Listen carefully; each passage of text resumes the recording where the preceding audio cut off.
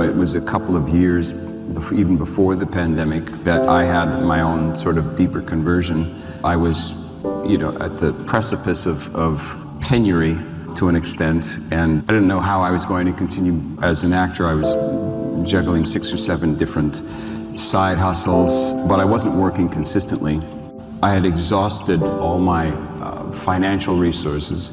It was a Saturday morning in May, and I woke up and I was like $100 overdraft. I had 20 bucks in my pocket. I had enough food for the rest of the day, and that was it. I didn't know how I was going to pay rent the following week or 2 weeks, in addition to all the other bills that I had coming due. And so it brought me to this, existential crisis. And I got on my knees, and there was my crucifix, and I just started pouring out my heart to God and saying, look, for years I've been asking that if there's something else that I should be doing, please show me what it is, because this is extremely difficult. I said to God, so you've never given me any other indication that I should be doing something else, and now look at where I am. But I trust you. And so I'm going to surrender everything I have, my life, my will, how I'm going to eat. I'm going to give it all to you, and I'm not going to worry about it anymore.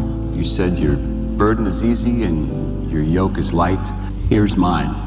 And I left that morning with the 20 bucks I had in my pocket. I probably spent it on a really good breakfast. And for the first time, I actually felt like, well, I don't know what's going to happen, but not my problem. I honestly left it on the floor because I had no choice. And so I got back that afternoon to my apartment and just, wondering what's going to happen next, and really curious to see how God might show up, if he would show up.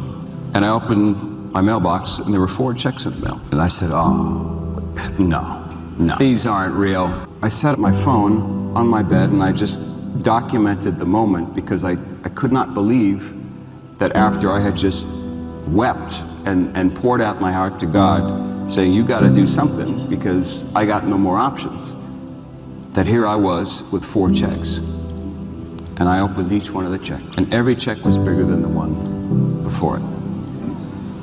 And at the end of the day, I had like $1,100. And 3 months later, Dallas Jenkins called me to do 4 episodes of a series about Jesus, and didn't know where it was going to go. It was crowdfunded, and here we are 4 years later.